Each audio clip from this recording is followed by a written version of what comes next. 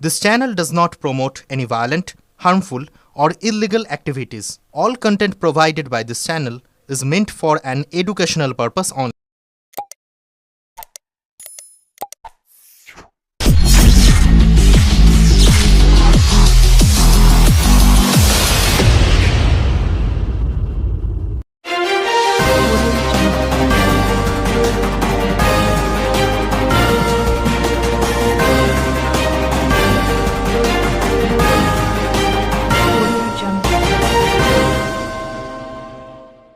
মমতা বন্দ্যোপাধ্যায়কে আবারও ইন্ডিয়া জোটে মুখ করার দাবি কল্যাণের।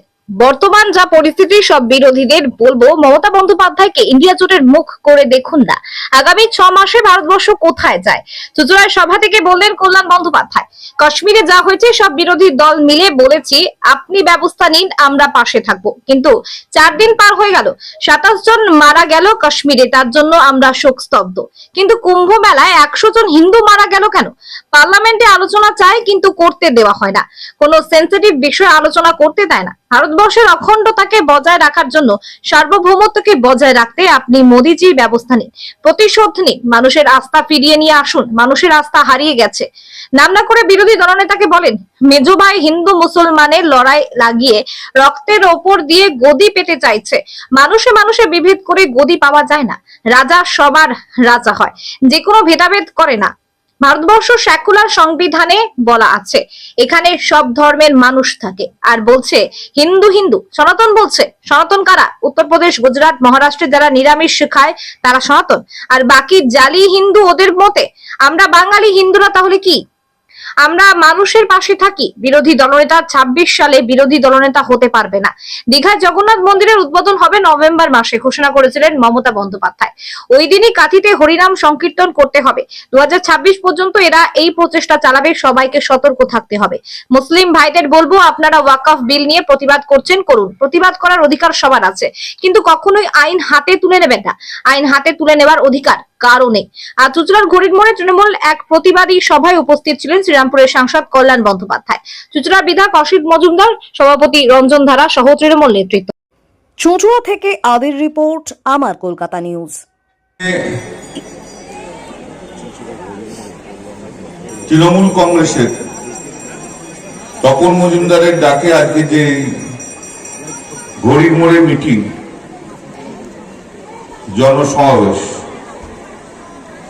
উপস্থিত আছে তপন তো আছে, অরিন্দম গুণী আমাদের সভাপতি এবং বিধায়ক আছে, মনোজ আছে, রঞ্জন আছে সভাধিপতি, মানুষ আছে, আরো মৌসুমী আছে, আরো অন্যান্য সমস্ত কাউন্সিলর বৃন্দরা রয়েছে, প্রধানরাও রয়েছেন, সমস্ত পদাধিকারীরা রয়েছেন এবং সর্বোপরি এই অঞ্চলের সমস্ত মানুষ যারা এসছেন, তৃণমূল কংগ্রেস কর্মী সমর্থক, আমি প্রত্যেককে আন্তরিকভাবে শুভেচ্ছা জানাই। আমি প্রথমেই বলি, তখন তুই ওই বিজেপি দলের জন্য বেশি কথা বলিস না এখানে মিটিং এর জন্য। সুকান্ত তো এসেছিল 150টা 200টা লোক হয়েছিল, তাদের মুখে মুখ লাগাতে যাচ্ছেন। স্ট্যান্ডার্ড লোকেদের সঙ্গে মুখ লাগাবে, ওগুলো স্ট্যান্ডার্ডের মধ্যেই পড়ে না, তুই কেন মুখ লাগাতে হবে? ওদের জন্য ওদের কথা বলে সময় নষ্ট করবি না, বুঝতে পেরেছিস? তো আজকে আমরা এই যখন আমরা মিটিং করছি, ঠিক আজকের এই সময়গুলোতে গোটা ভারতবর্ষের মানুষ তারা শোকগ্রস্ত, যে পায়ের গায়ে যে 26টি প্রাণ হারিয়েছে, আমরা সবাই মিলে শোকগ্রস্ত। আমাদের পশ্চিমবাংলা থেকে মানুষ গেছে 3 জন, তারাও, তাদের জন্য আমরা আমাদের শ্রদ্ধা নিবেদন করি। এই মুহূর্তে দাঁড়িয়ে যদিও এই ঘটনার চুলচেরা বিচার করলে কোনো কি আসবে না আসবে সেটা পরের ব্যাপার, কিন্তু এই মুহূর্তে দাঁড়িয়ে আমরা সমস্ত রাজনৈতিক দল, ভারতবর্ষের সমস্ত মানুষ বলছি যে আমরা সবাই সরকারের সঙ্গে রয়েছি এবং আপনারা এর প্রতিশোধ নিন। আমরা অনেক শুনেছি, আমরা প্রতিশোধ চাই, প্রতিশোধ নিতে চাই, এর প্রতিশোধ চাই। যে ঘটনা ঘটেছে তার কেন ঘটেছে, কি ঘটেছে, তার চুলচেরা বিশ্লেষণ আমরা পরে করব। কোথায় কি আছে এগুলো আমরা পরে করব, কিন্তু আমরা সবাই মিলে একটা কথা বলছি যে আপনার চিন্তা করতে হওয়ার কোনো কারণ নেই। প্রধানমন্ত্রী নরেন্দ্র মোদী, ভারতবর্ষের মানুষ 140 কোটি মানুষ রাজনীতির ঊর্ধ্বে উঠে। আমরা তো বিজেপির এই পশ্চিমবাংলার ছ্যাবলা নই, পশ্চিমবাংলার বিজেপির ছ্যাবলাওয়ালা লোক নই আমরা। তো আমরা দায়িত্ববান দল, দায়িত্বপূর্ণ মানুষ। আমরা তাই বলছি, আপনি ভারতবর্ষের মানুষকে শোকগ্রস্ত যে আছে সেই জায়গা থেকে আপনি উদ্ধার করুন। আমরা এর প্রতিশোধ চাই। কিভাবে নেবেন এ আপনার ব্যাপার, কিন্তু প্রত্যেকবার এইভাবে হয় না। আবার বলছি, এর পিছনে হয়তো অনেক ডেফিসিয়েন্সি আছে, কারণ সে কথা ওনারা স্বীকারও করেছে, অনেক ডেফিসিয়েন্সিও আছে, কিন্তু আমরা সেই আলোচনায় এখন যাব না। আমরা চাই অখণ্ড ভারতবর্ষে, সভরেন ভারতবর্ষে, এই ভারতবর্ষের বুকে বারবার ঢুকে কেউ ভারতবর্ষের কোন মানুষকে যেন বিদেশি কোন শক্তি মারতে না পারে, তার আগে আপনি ব্যবস্থা করুন। ভারতবর্ষের অখণ্ডতাকে বজায় রাখার জন্য, ভারতবর্ষের সমস্ত ধর্মের মানুষ যাতে সুন্দরভাবে সুস্থভাবে থাকে, তাকে ব্যবস্থা করার জন্য আপনি ব্যবস্থা নিন। বারবার আমরা ভারতবর্ষের বুকে আঘাত আমরা সহ্য করব না। যখন লাদাখে চীন জমি দখল করেছিল, আমরা যখন ভারতবর্ষের পার্লামেন্টে বারবার বলেছি, আপনি পদক্ষেপ নেননি, আপনি পদক্ষেপ নেননি, আপনি হেসে উড়িয়ে দিয়েছেন। আমরা যখন বারবার বলছি সীমান্ত আগে ঠিক করে দেখুন, সে বাংলাদেশ সীমান্তই হোক, পাকিস্তানের সীমান্তই হোক, কি চায়নার সীমান্তই হোক, বর্ডার সিকিউরিটি ফোর্স দিয়ে আপনারা ঠিক করে দেখুন, তখন হেসে উড়িয়ে দিয়েছে। বাংলাদেশের সীমান্ত নিয়ে যখন আমরা বলেছি, পার্লামেন্টে বারবার যখন বলেছি তার কাটা নেই কেন, যখন আপনাদের ফচকে কতগুলো পশ্চিমবাংলার বিজেপি নেতা যখন বলে বাংলাদেশ থেকে বেরিয়ে চলে আসছে, পশ্চিমবঙ্গ সরকার কোনো পদক্ষেপ নেয় না। বর্ডার দেখার দায়িত্ব আমাদের নয়, বর্ডার দেখার দায়িত্ব আপনাদের। বর্ডারের যে এরিয়া থাকে ইন্টারন্যাশনাল বর্ডার, সেই বর্ডারের 4 কিলোমিটার আগে পর্যন্ত কোন রাজ্যের পুলিশ থাকে না, শুধু কেন্দ্রের পুলিশই থাকে, কেন্দ্রের পুলিশের বাইরে কোনো পুলিশ থাকে না। তখন আপনারা হেসে উড়িয়ে দিচ্ছেন। আজকে কি তাই জন্য আজ আমাদের এই অবস্থা হচ্ছে? তবু বলছে আপনার পদক্ষেপ নেই, পদক্ষেপ নেই। গতকাল সুদীপদা আসছেন, সুদীপদার সঙ্গে আমার কথা হল, সুদীপদা সর্বদলীয় মিটিং এ ছিল। তো আমি সুদীপদাকে জিজ্ঞেস করলাম মিটিং এর মধ্যে আপনারা কি বলেছেন। তো সুদীপদা আমাকে বললো যে আমরা তো বলেইছিলাম যেখানে অনেক গাফিলতি রয়েছে। তৃণমূল কংগ্রেস বলেছে, ডিএমকে বলেছে, কংগ্রেসের নেতা বলেছে, আর অন্যান্য বলেছে। তখন অমিত শাহ বলেছেন আছে বলেই তো আপনাদের আজকে ডেকেছি, স্বীকার করেছে। যাই হোক, সেসবের মধ্যে না গিয়েও আমরা দায়িত্বপূর্ণ রাজনৈতিক দল, দায়িত্বপূর্ণ নাগরিক, আমরা দায়িত্বপূর্ণ জনপ্রতিনিধি, সঙ্গে আপনার 100% থাকবো যতক্ষণ পর্যন্ত ভারতের বর্ষের অখণ্ডতাকে বজায় রাখার জন্য আপনার লড়াই থাকবে। আর যদি না পারেন, এই অবস্থাতেও যদি না পারেন, যখন 140 কোটি মানুষ, সমস্ত বিরোধী দল আপনার সঙ্গে রয়েছে এই হত্যার জবাব দেওয়ার জন্য, তাহলে নিঃসন্দেহে মানুষের মনে অনেক দুঃখ হবে। 4 দিন কিন্তু চলে গেছে। রিশার একজন বিএসএফ কর্মী, রিশার একজন আছেন আমাদের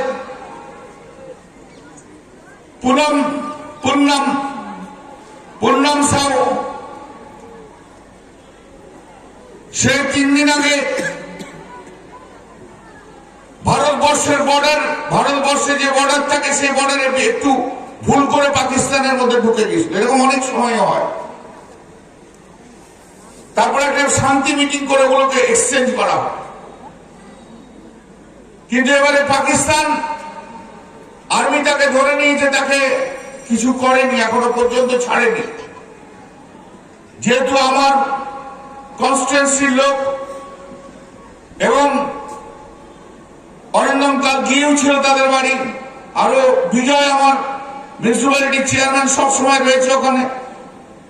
আমি আজকে সকালবেলায় ঘুম থেকে উঠেই আমি প্রথমে রাজনাথ সিংকে কন্ট্যাক্ট করি, চেষ্টা করি। রাজনাথ সিং এর অফিসে 2 বার ফোন করার পরে দেখলাম ওনার যারা ফোন ধরে তারা বলছেন যে না, উনি এখন ব্যস্ত আছেন, পরে করুন। তারপর আমি ডিজি বিএসএফ এর সঙ্গে কথা বলি। ডিজি বিএসএফ আমার সঙ্গে কথা বলেন। উনি আমাকে যে কথা জানিয়েছেন সেটা হচ্ছে যে ভারতবর্ষের কেন্দ্রীয় সরকার এবং সমস্ত এজেন্সি তাকে ফিরিয়ে আনার সমস্ত রকম প্রচেষ্টা করছে এবং উনি আশা করছেন যদিও একটু সময় লাগছে তবুও ওনাকে ফিরিয়ে আনা যাবে ভারতবর্ষে। এবং উনি আমাদের উনি বলেছেন যে আপনি নিশ্চিন্ত থাকুন যে ও ভালো আছে, শরীর ভালো আছে, সেফ আছে, সিকিউর আছে। আমি আবার 2 দিন পরে আবার যোগাযোগ করব। আজকে আমরা এই পরিস্থিতির মধ্যে আজকে আমাদের এই মিটিং, কিন্তু গত 3-4 দিন ধরে আমি দেখতে পাচ্ছি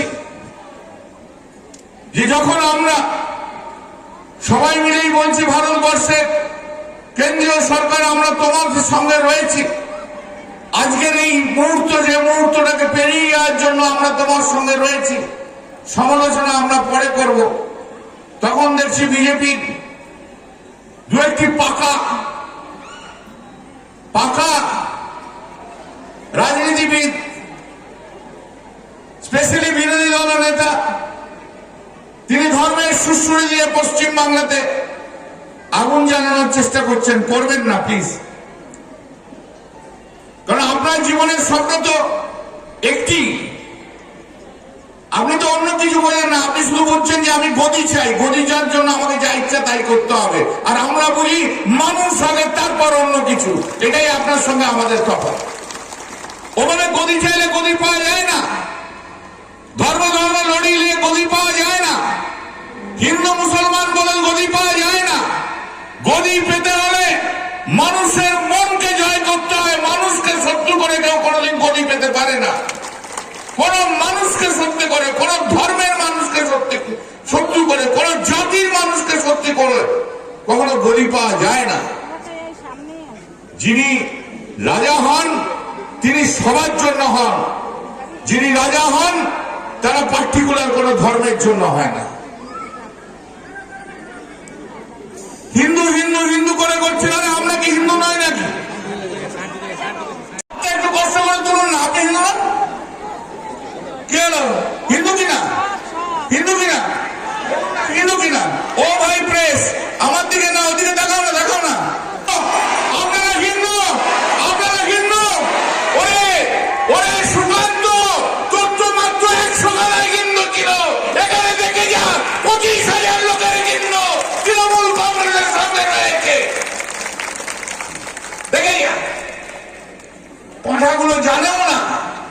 রাজনীতি কি করে করতে হয়। হিন্দু হিন্দু হিন্দু হিন্দু করছে, তো অদ্ভুত ব্যাপার। হিন্দু যারা আমরা নয়, তৃণমূল কংগ্রেসের কেউ যারা হিন্দু নয়, ওগুলো হচ্ছে জালি হিন্দু। হিন্দু কাঁথিতে, দীঘাতে 30 তারিখ মমতা বন্দ্যোপাধ্যায় জগন্নাথ দেবের মন্দির ইনগরেট করবে। কবে ডিক্লেয়ার করেছিল? নভেম্বর 2024-এ বলেছিল 30শে এপ্রিল অক্ষয় তৃতীয়ার দিন করব। এবার ওইখান থেকে 25-30 কিলোমিটার দূরে হরিনাম সংকীর্তন করবেন, ওরা হরিবোল হরিবোল করবেন।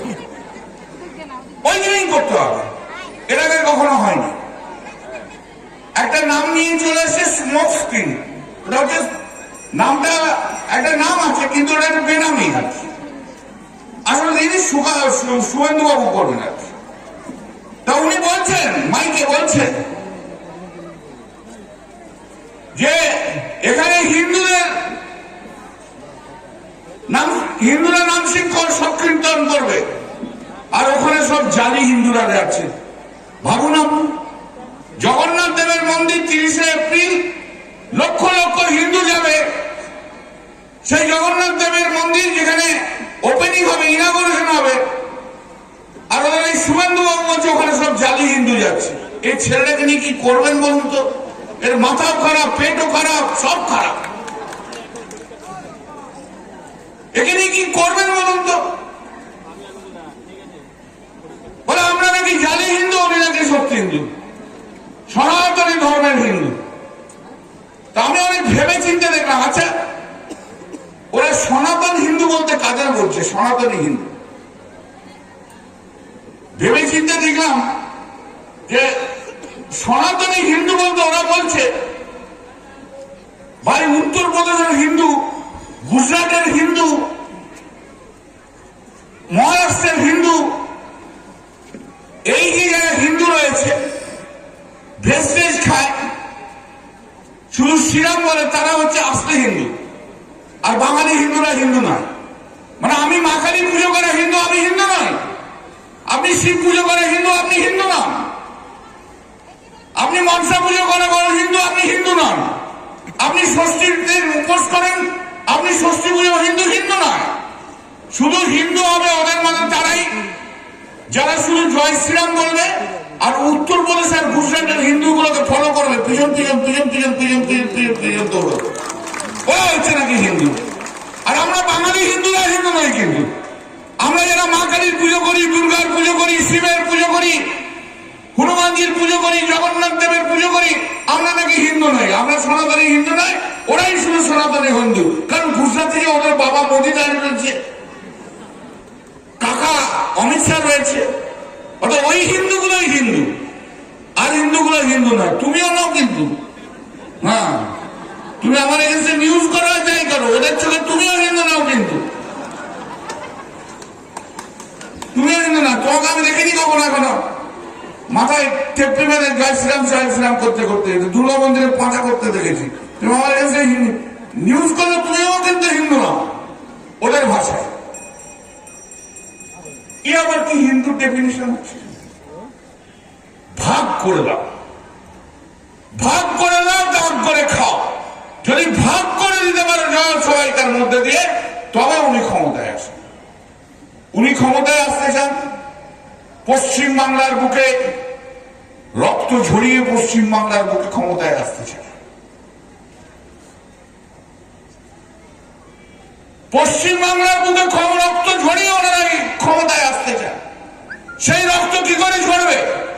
রঞ্জন একটু অন্যভাবে বলেছে, কিন্তু আমি বলছি পশ্চিম বাংলার বুকে রক্ত ঝরানোই ওদের একমাত্র উদ্দেশ্য, আর কোন উদ্দেশ্য নয়। এখন আগামী 2026 পর্যন্ত তাই সজাগ থাকতে হবে। যারা হিন্দু হিন্দু ধোঁয়া দিয়ে হিন্দুদের মধ্যে লড়াই লাগিয়ে দেবে, যারা হিন্দু হিন্দু ধোঁয়া দিয়ে হিন্দু মুসলমানের মধ্যে লড়াই লাগিয়ে দেবে, সেই লড়াইয়ের ফসল হিসেবে তারা আসতে চায়। শুধু চুচুড়ার মানুষ নয়, বাংলার মানুষকে সংগঠিত হতে হবে তাদের বিরুদ্ধে, যাদের বিরুদ্ধে আজকে 27 জন যারা মারা গেছেন তার মধ্যে কি মুসলিম নেই? তারাও তো রয়েছে। আজ তো পশ্চিম বাংলায় যে মুসলিম বিএসএফ মারা গেছে তার স্ত্রী তো বলছে আমি মুসলিম হতে পারি, কিন্তু আমি তো পাকিস্তানকে বিশ্বাস করি না, আমি তো হিন্দুস্তানের লোক, আমি হিন্দুস্তান জানি। তার বিধবা স্ত্রী তো আজকে বলছে। এদেশ হিন্দু মুসলমান শিখ ইসাইয়ের দেশ, এদেশ সমস্ত জাতির দেশ।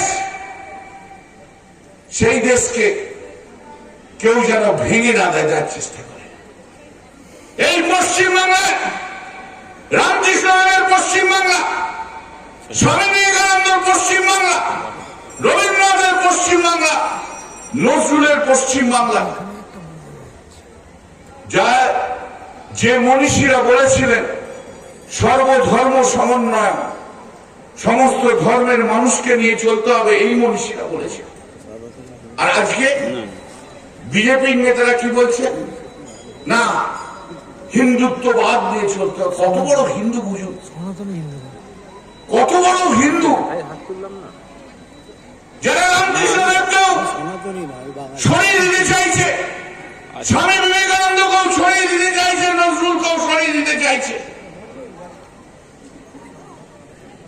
ওদের ছবিগুলো এখন তাহলে ওদের হিন্দুত্ববাদ শুনতে হলে, ওদের হিন্দুত্ববাদে হিন্দু যদি মানা হয়, তাহলে আপনাকে রামকৃষ্ণদেবের ছবি সরিয়ে দিতে হবে, আপনাকে স্বামী বিবেকানন্দের ছবি সরিয়ে দিতে হবে, আপনাকে রবীন্দ্রনাথের ছবি সরিয়ে দিতে হবে, আপনাকে নজরুলের ছবি সরিয়ে দিতে হবে। তার সেই মনীষীদের ছবি সরিয়ে দিয়ে কাদের ছবি থাকবে? শুভেন্দু অধিকারীর ছবি থাকবে, সুকান্ত মজুমদারের ছবি থাকবে, দিলীপ ঘোষের ছবি থাকবে, শ্রমিক ভট্টাচার্যের ছবি থাকবে। আর ওগুলো ওই ছবিগুলোকে প্যাক করে ভেতরে ঢুকিয়ে দিতে হবে, ওনাদের ছবি বিরাজ করবে। কারণ ওরা তো বড় মনীষী, ওরা তো এখন পশ্চিমবাংলার সবচেয়ে বড় মনীষী হয়ে গেল না, বাংলার সবচেয়ে বড় মনীষী হয়ে গেল।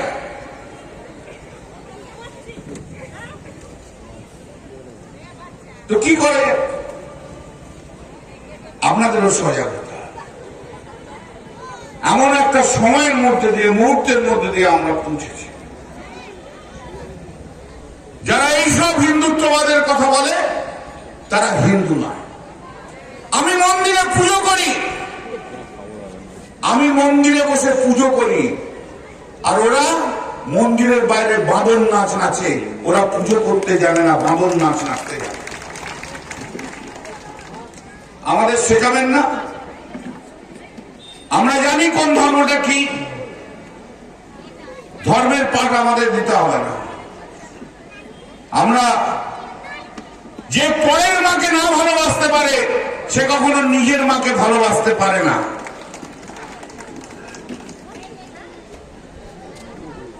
যে নিজের ধর্ম ভালোবাসে, শ্রদ্ধা করে, সে পরের ধর্মকে ভালোবাসবে, শ্রদ্ধা করবে। সেটাই হচ্ছে কথা, সেটাই হচ্ছে কথা। সেই জায়গায় যারা না পারে তাদের রাজনীতি করার যোগ্যতা নেই। যারা ভারতবর্ষের সংবিধানকে যারা শ্রদ্ধা এবং সম্মান জানাতে পারে না, তাদের রাজনীতি করার, তাদের রাজা হওয়ার যোগ্য নয়, তারা অপদার্থ। ভারতবর্ষের সংবিধান কি বলে? সিকিউলিয়ার। তা সিকিউলিয়ার হতে গেলে তো আমরা সবাই সমস্ত ধর্মের মানুষকে নিয়েছি। যখন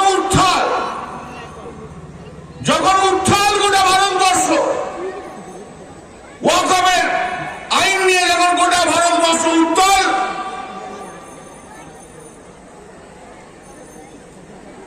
যখন সুপ্রিম কোর্ট পর্যন্ত ইন্টিমাটা দিতে হলো, ভারতবর্ষ যখন উত্তাল, মুসলিমদের অধিকারকে কেড়ে নেওয়ার জন্য, দুর্ভাগ্যবশত এই ঘটনা ঘটে গেল। কিন্তু আইনের মতো লড়াই করবে। আইনের মধ্যে দিয়ে লড়তে হবে। আমি একথা অনুরোধ করব, মুসলিম মানুষ যারা রয়েছেন, যারা ওয়াকফ নিয়ে মিটিং মিছিল করছে, তাদের কাছেও আমি অনুরোধ করব, এমন কিছু করবেন না কেউ করতে হবে। প্রতিবাদ করার অধিকার সবাইকার রয়েছে, কিন্তু আইন ভাঙার অধিকার কারণেই এমন কিছু করবেন না যাতে আইনকে আপনারা হাতে নেন। মুর্শিদাবাদে ঘটনা ঘটেছে, তা অত্যন্ত দুঃখজনক, কিন্তু মুর্শিদাবাদের ঘটনায় আমাদের নেত্রী মমতা বন্দ্যোপাধ্যায় পশ্চিমবাংলার মুখ্যমন্ত্রী হিসেবে তার পুলিশ আধিকারিকদের নিয়ে 7-8 ঘন্টার মধ্যে যেভাবে মুর্শিদাবাদের ঘটনাকে কন্ট্রোল করতে পেরেছে, এ অভাবনীয়। যখন মুর্শিদাবাদের ঘটনা ঘটছে, ভাবুন দেখি, বেলা 12টা 11টা 12টা থেকে যখন ঘটনা ঘটছে, বিকেল 5টার মধ্যে হাইকোর্টে যে বলছে 355 জারি করো পশ্চিমবাংলায়, যাতে 356 হয়। ভাবুন কত বড় চক্রান্ত পিছনে রয়েছে, সেই চক্রান্তকে ইনভেস্টিগেশন হওয়া দরকার আছে। আমি সেদিন শিলংয়ে ছিলাম, অফিসিয়াল ল্যাঙ্গুয়েজ কমিটির মিটিং এ আমাকে চিফ সেক্রেটারি ফোন করেছিল, বলে মামলাটা করুন। জুনিয়রকে পাঠিয়ে কোর্টকে রিকোয়েস্ট করে মোবাইলে যেমন আমি কথা বলি না আমরা, সেই মোবাইলে আমি 1.5-2 ঘন্টা হাইকোর্টের প্রচুর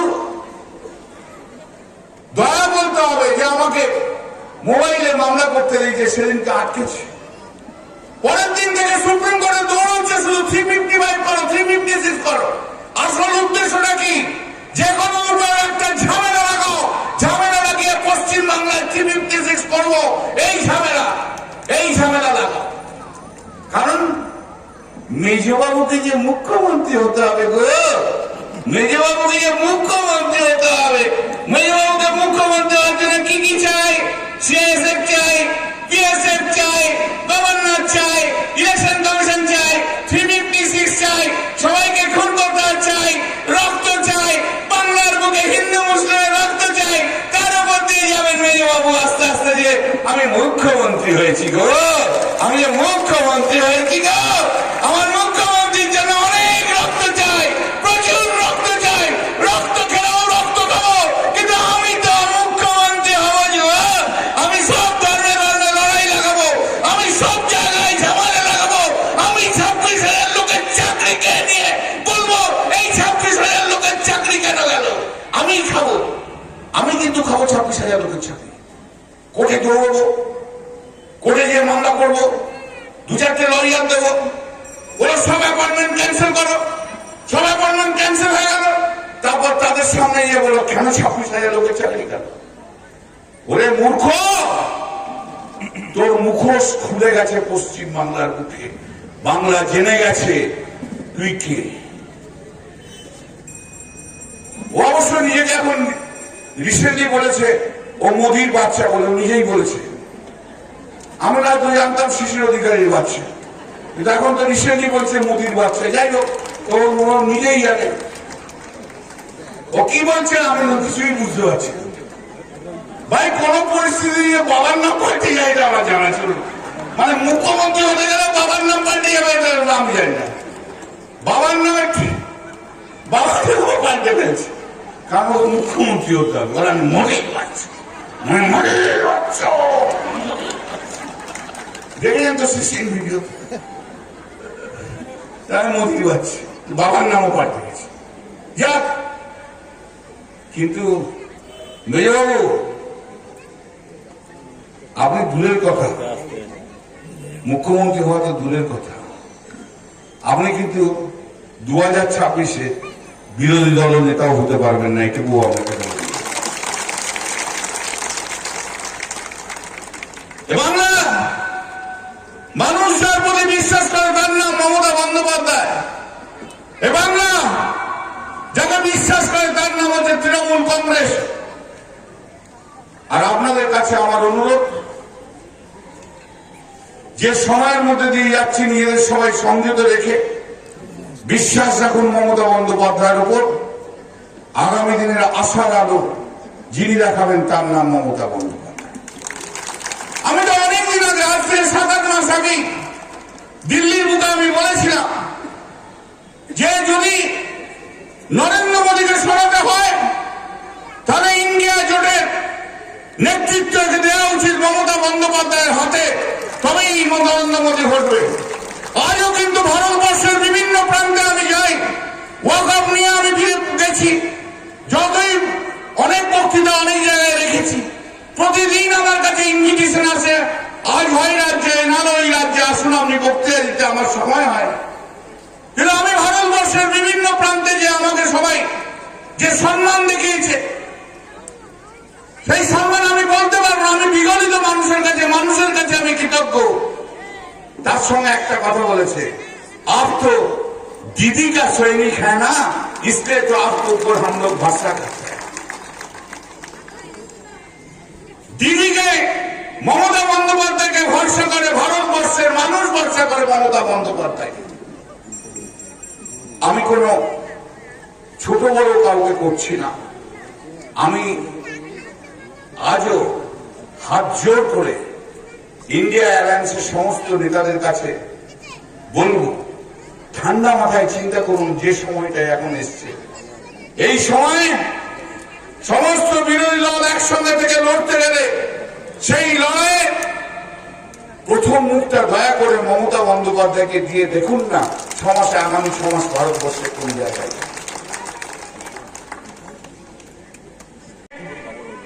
সবাই বক্তব্য রেখেছে, তরিন্দমকে শুধু আমি একটি বলি, শুধু জিএসটি বাড়ায়নি, এর সঙ্গে গত 15 দিনের 3 সপ্তাহ আগে 25%, ইন অ্যাডিশন টু দ্যাট 25% ওষুধের দাম বাড়িয়েছে। জিএসটি তো ইম্পোজ করলো, তার সঙ্গে ওষুধের দাম আরো 25% বাড়িয়েছে। পেট্রোলের দাম আছে, তেলের দাম বাড়ছে, প্রতিদিন পেট্রোলের দাম যা বাড়ছে, মানিব্যাগ তো খালি হয়ে যাচ্ছে। এবার তো আমরা বাড়ি করে আসতেই পারবো না, মনে হচ্ছে যা দাম বাড়ছে, দিনের পর দিন যেভাবে দাম বেড়ে যাচ্ছে, একটা আনকন্ট্রোল জায়গায় চলে গেছে। কোন দিকে মন নেই সরকারের। কেন হবে না দেশের এই হাল? কেন হবে না জিনিসপত্রের দাম? আজকে রেল আমাদের শ্রীরামপুর স্টেশনে হকার উচ্ছেদ করতে গেছে, কেন না হকার উচ্ছেদ করে কর্পোরেটদের আজকে রেলওয়ে স্টেশন দিয়ে দেবে। মানে আপনি একটু মুড়ি, ছোলা মুড়ি খেয়ে ট্রেনে চেপে আপনি যেতেন, একটু খাবার জল 10 টাকা বা 15 টাকার জল নিয়ে যেতেন, সেটা আর সুযোগ হবে না। হয় আপনাকে 210 টাকার মার্গার কিনতে হবে, আর না হলে আপনাকে 100 টাকা দিয়ে একটা ছোট্ট থামস আপের বোতল নিয়ে হতে হবে ট্রেনে। এটি সম্ভব? এটা কি সম্ভব?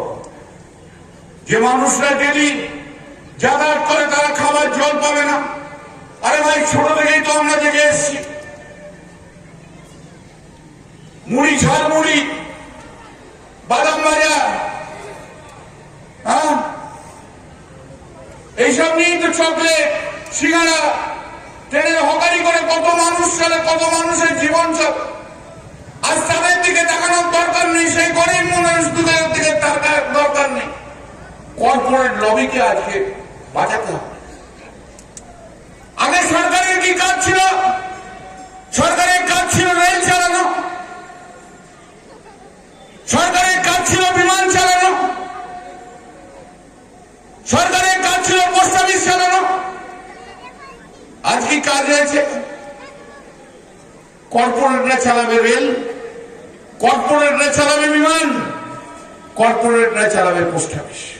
তো সরকারের কাজটা কি হয়েছে? কেন এরকম একটা অসহায় অবস্থায় আমাদের দেশকে পড়তে হবে? গত 1 বছর থেকে কারোর কোনো নজর নেই, শুধু রাম মন্দির তৈরি করো, রাম মন্দির তৈরি করো, রাম মন্দির তৈরি করো। আপনি করুন, আমাদের আপত্তি নেই। রাম মন্দির আপনি একটা তৈরি করুন, আমাদের আপত্তি নেই। কিন্তু রাম মন্দিরের সঙ্গে সঙ্গে 150 কোটি মানুষকে আপনি দেখুন, 150 কোটি মানুষের দিকে দেখাতে পারেন। যদি প্রশ্ন করি, আজ যে 27 জন মানুষ পাহাড় গায়ে যখন মারা গেছে, আমরা যখন শোকগ্রস্ত,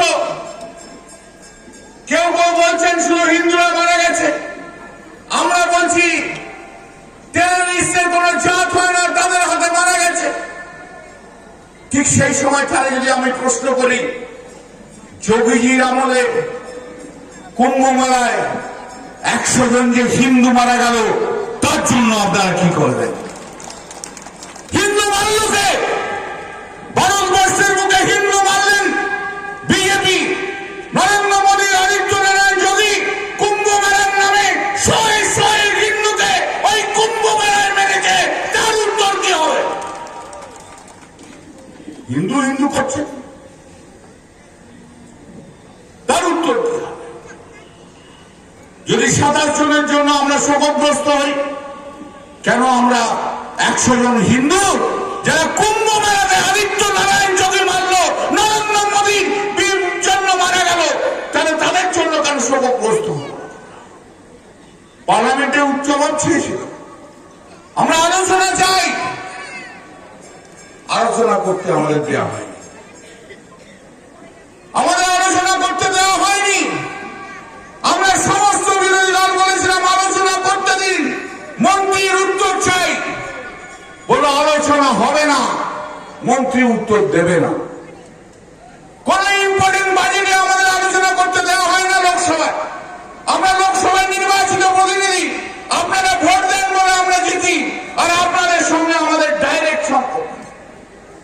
কিন্তু কোন সেন্সিটিভ ম্যাটার, হোম মিনিস্ট্রি বলুন, ডিফেন্স বলুন, এডুকেশন বলুন, হেলথ বলুন, যার সঙ্গে মানুষের ডাইরেক্ট যোগাযোগ আছে, তার বাজেট লোকসভাতে আলোচনা করতে দেয় না। এরা লোকসভায় আলোচনা করতে দেয় না।